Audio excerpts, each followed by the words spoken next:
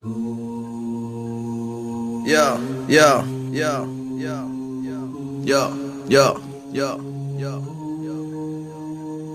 This journey, this road that I travel on, it all seems crazy. Alhamdulillahi Rabbil Alameen wa salatu wassalamu ala ashrafil anbiya'i wal mursaleen Sayyidina wa Mawlana Muhammadin wa ala alihi wa sahbihi ajma'in. The earth will disclose treasure at his command. Passing by a place in ruins, he will order to take out hidden treasure. The earth will immediately take out its treasure, and this treasure will literally follow him wherever he goes, like bees follow the queen bee.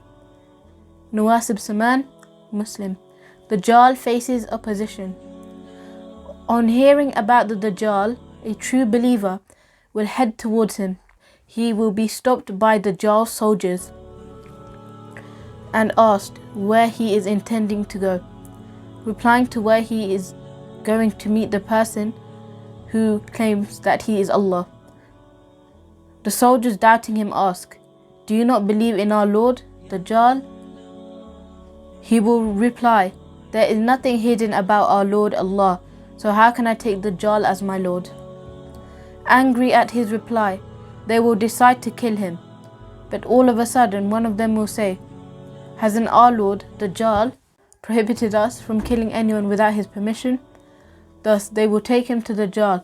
On seeing the Dajjal, he will shout, "O people, this is the Dajjal the prophets mentioned and warned the believers of." Dajjal will order to kill him. He will be placed on his belly and severely beaten. He will be asked, "Do you still not believe in me?" "No." "You are lying, Dajjal," he will reply. The true believer will then be sawn into pieces. The Dajjal will walk between the two pieces and address him, "Stand up." The true believer will come alive and stand in one piece. Yet again he will be asked, "Do you now believe me?" He will reply, "It has only added to my sight concerning that you are really the Dajjal." The believer will then proclaim, "O people, he will not be able to do anything to any man after me." The Dajjal, angry at his refusal, will grab hold of him and place a knife between his neck and throat to slaughter him. But he will be unsuccessful, as Allah will place copper in that area and the knife will find no way to penetrate. The Dajjal will grab hold of his hands and legs and throw him into a fire. However, the fire will turn into a pleasant garden for him. The person will be the greatest martyr in the eyes of Allah and achieve the highest position due to his death, which was caused by severance of the body in two pieces. Abu Sa'id al-Khudri /Muslim. Dajjal's trickery. Doctors and surgeons will not be able to restore the eyesight of those born blind or cure the leper. Dajjal will be able to cure those born blind, restore their eyesight and cure the leper. Abdullah Mughafal Kanzul Umal. Dajjal's greed. He will have a mountain of bread with him, but he will only give bread to those who believe and follow him. Jabir Abdullah an-Nihaya. Dajjal lures the women. The Dajjal will make a stop at a place called Markanat near Ta'if. On hearing about his arrival, womenfolk will rush towards him. The men will be forced to tie their women, mothers, daughters and sisters. The men and sisters, fearing that they will believe in him and get caught up in his fitna. Ibn Umar Musnad Ahmad. Safe haven of Mecca and Medina. The Dajjal will remain on the earth for 40 days. The first, which will be a year long, the second a month, the third a week, and the remaining 37 days like normal days, moving from one city to another causing fitna. Finally, he will proceed towards Mecca and Medina, but he will be unable to enter those cities, as it is forbidden for him to enter these two holy cities, Masjid Tur and Masjid al-Aqsa.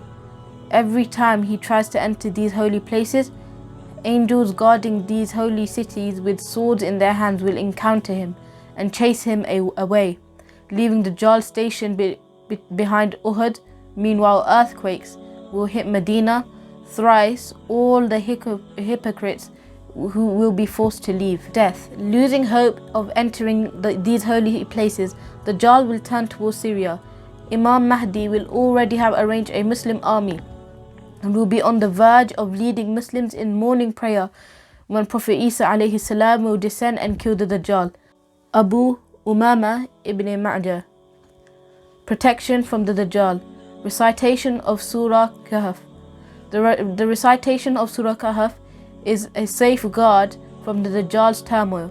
The Prophet ﷺ said, whoever memorizes the first 10 verses of Surah Kahf will be safe from the Dajjal's fitna. Abu Darda and Muslim. The Prophet ﷺ said, whoever meets the Dajjal amongst you, then he shall recite the opening verse of Surah Kahf unto him. Nawas ibn Saman / Muslim. Seeking refuge in Allah. Whoever seeks Allah's refuge and protection from the Dajjal's fitna, especially in Salah, inshallah will be protected. The Prophet ﷺ would pray in Salah, O Allah, protect me from the punishment of the grave and protect me from the Dajjal's fitna. Aisha, Bukhari / Muslim. Staying miles apart. When the Dajjal appears, one should stay as far from him as possible. The Prophet ﷺ said, those who hear about the Dajjal should stay far away from him. By Allah, a person will approach him thinking him to be a believer, but on seeing his amazing feats, he will become his follower. Imran ibn Hussein, Abu Dawood. Safe haven of Mecca and Medina. One should try to migrate to Mecca or Medina, as he will not be able to enter those two holy cities. Thus one will be protected from his fitna. Fatima Qais, Muslim. Knowledge by Allah's attributes, knowledge of Allah's attributes. One should seek Islamic knowledge, especially knowledge of Allah's attributes. By possessing knowledge of Allah's attributes, one will not be misled by the Dajjal.